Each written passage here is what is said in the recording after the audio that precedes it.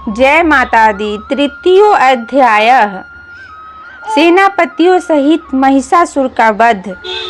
जगदम्बा के श्री अंगों की कांति उदय काल के सहस्त्रों सूर्यों के समान है। वे लाल रंगों की रेशमी साड़ी पहने हुए हैं। उनके गले में मुंडमाला शोभा पा रही है। दोनों स्तनों पर रक्त चंद का लेप लगा है।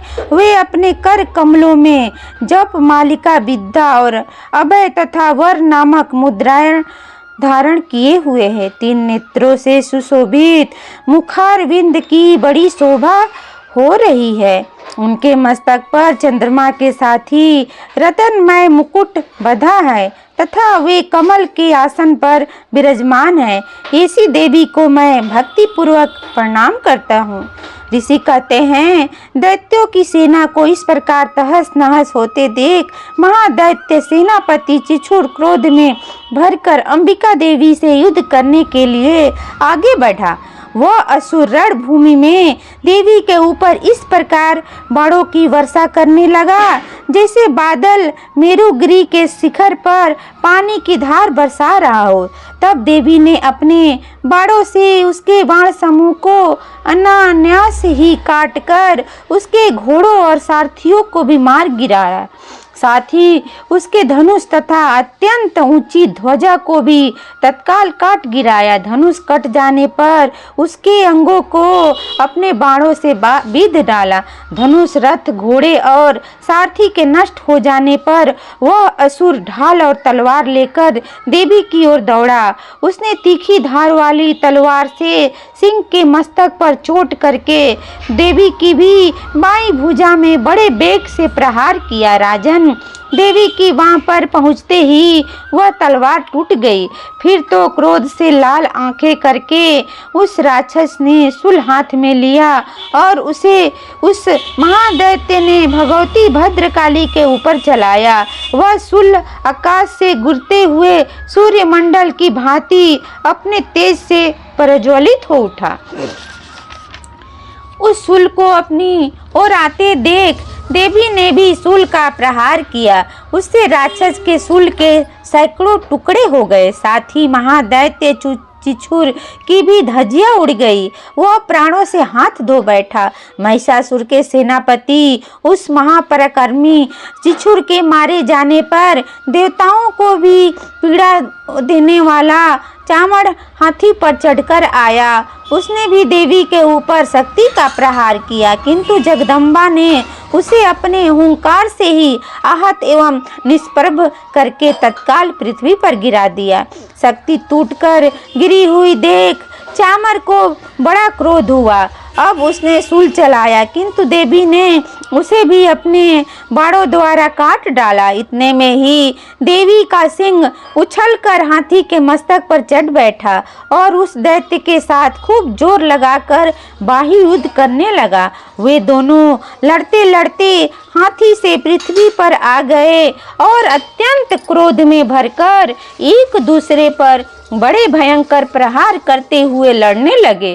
तदंतर सिंह बड़े वेग से आकाश की ओर उछला और उधर से गिरते समय उसने पंजों की मार से चामर का सिर धड़ से अलग कर दिया। इसी प्रकार उदर्ग भी शिला और वृक्ष आदि की मार खाकर रणभूमि में देवी के हाथों से मारा गया तथा कराल भी दांतों, मुक्कों और थप्पड़ की चोट से धराशायी हो गया। क्रोध में भरी हुई देवी ने गदा की चोट से उद्दत का कचुम्बर निकाल डाला। भिंदीपाल से वास्क काल को तथा बाणों से ताम्र और गंधक को मौत के घाट उतार दिया। 3 नेत्रों वाली परमेश्वरी ने त्रिशूल से उग्रासय, उग्रवीर्य तथा महाहनु नामक दैत्यों को मार डाला। तलवार की चोट से बिडाल के मस्तक को धड़ से काट गिराया। दुर्धर और दुर्मुख इन दोनों को भी अपने बाणों से यमलोक भेज दिया। इस प्रकार अपनी सेना का संहार होता देख महिषासुर ने भैंसों का रूप धारण करके देवी के गढ़ों को त्रास देना आरंभ किया। किन्नी को थूथुन से मारकर, किन्नी के ऊपर खुरों का प्रहार करके, किन्नी किन्नी को पूंछ से चोट पहुंचाकर, कुछ को सिंगों से विदीर्ण करके, कुछ गढ़ों को बेग से, किन्नी को सिंहनाद से, कुछ को चक्कर देकर और कितनों को निश्वास वायु के झोंकों से धराशायी कर दिया। इस प्रकार गढ़ों की सेना को गिराकर वह असुर महादेवी के सिंह को मारने के लिए झपटा। इससे जगदम्बा को बड़ा क्रोध हुआ। उधर पराक्रमी महिषासुर भी क्रोध में भरकर धरती को खुरों से खोदने लगा तथा अपने सींगों से ऊंचे ऊंचे पर्वतों को उठाकर फेंकने और गरजने लगा। उसके बेग से चक्कर देने के कारण पृथ्वी क्षुब्ध होकर फटने लगी। उसकी पूंछ से टकराकर समुद्र सभी ओर से धरती को डुबाने लगा। हिलते हुए सिंगों के आघात से विदीर्ण होकर बादलों के टुकड़े टुकड़े हो गए। उसके श्वास की प्रचंड वायु के वेग से उड़े हुए सैकड़ों पर्वत आकाश से गिरने लगे। इस प्रकार क्रोध में भरे हुए उस महादैत्य को अपनी ओर आते देख चंडिका ने उसका वध करने के लिए महान क्रोध किया। उन्होंने पास फेंक कर उस महान असुर को बांध लिया। उस महासंग्राम में बच जाने पर उसने भैंसे का रूप त्याग दिया और तत्काल सिंह के रूप में वह प्रकट हो गया।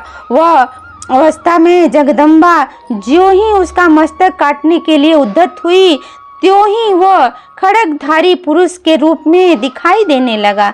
तब देवी ने तुरंत ही बाणों की वर्षा करके ढाल और तलवार के साथ उस पुरुष को भी बीट डाला। इतने में ही वह महान गजराज के रूप में परिणित हो गया तथा अपनी सूंड से देवी के विशाल सिंह को खींचने और गरजने लगा। खींचते समय देवी ने तलवार से उसकी सूंड काट डाली। तब उस महादैत्य ने पुनः भैंसे का रूप धारण कर लिया और पहले की ही भांति चराचर प्राणियों सहित तीनों लोकों को व्याकुल करने लगा। तब क्रोध में भरी हुई जगन माता चंडिका बारंबार उत्तम मधु का पान करने और लाल आंखें करके हंसने लगी। उधर उस बल और पराक्रम के मध्य से उन्मत्त हुआ राक्षस गरजने लगा और अपने सींगों से चंडी के ऊपर पर्वतों को फेंकने लगा।